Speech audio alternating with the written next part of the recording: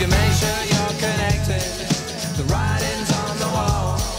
But if your mind's neglected, stumble you might fall, stumble you might fall. The 90s, the decade a new superhighway gets an on-ramp.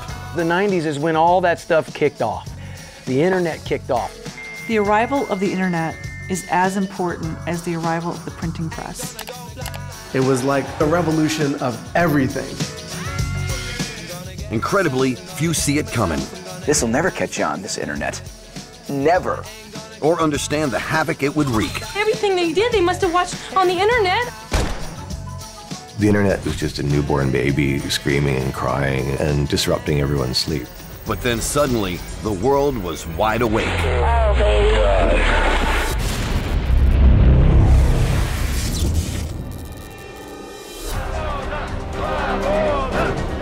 1991, communist hardliners sent tanks into Moscow. But as the coup fails and the Soviet Union collapses, elsewhere, a very different kind of revolution is brewing. As the decade begins, communication is all about button pushing in a largely analog world. We were still faxing, we were still calling people, we were still leaving messages. People still remembered what other people's voices sounded like. Personal computers populate desks across the land, but they're not really talking to each other. In these personal computers, you could type a note on an Apple and type a note on a PC, and you couldn't share them. You would need to use a really specific kind of technology in order to do it, and most people didn't have access to that. And just like their machines, their programmers can be highly antisocial. Still largely confined to their native habitat in California's Silicon Valley. Eating, bathing, having a girlfriend, having an active social life is incidental. It gets in the way of code time. At the lower end of the social hierarchy, they're, well, kind of weird. But that's all about to change. What is a nerd? In the 1980s, you had a movie called Revenge of the Nerds, and in the 1990s, Revenge of the Nerds actually comes true. The nerds are about to forge a quantum leap in communication, not seen since the invention of the telephone a century earlier.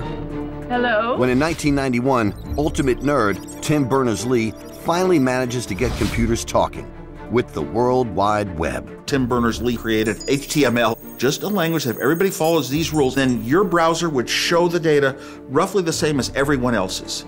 Things are never that perfect, but close. It was close. But back then, it was strictly for academics and defense staff only. If someone went on the net at that point and offered something for sale, they were committing a federal crime. And that had to change. For the internet to go mainstream and reach its full potential, what was needed was a geek in high places. Al Gore was the first American politician to kind of get it. As we bring the digital revolution into our homes and schools, we will be able to communicate ideas and information. The future really is in our hands. He helped get a law passed that established some of the rules and some of the funding for what really became the commercial internet we know today.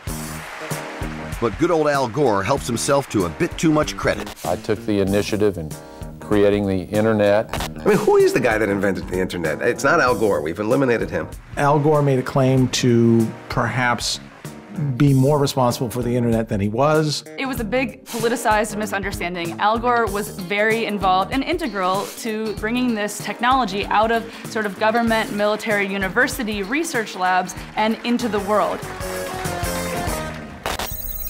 Now with political backing and $600 million funding in its pocket, the internet is poised for its world takeover. But there is one nerd who thinks the web is a waste of his time. And we all know Bill Gates is never wrong, right? That's ridiculous. I'm not using this thing. No. Somebody's confused. Somebody's just not thinking. Gates doesn't believe there's big money to be made from the web. Bill Gates viewed it as, he called it socialism. He said, how can this be? How can people not own content?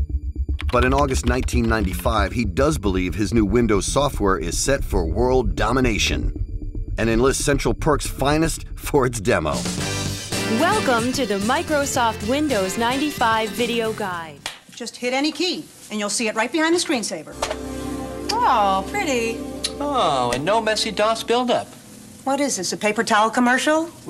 But crucially, Windows 95 doesn't have any way of browsing the net. And 15 days before it ships, a plucky rival called Netscape shows Bill how it's done with the first ever user-friendly web browser. Wall Street knows a good thing when it sees it.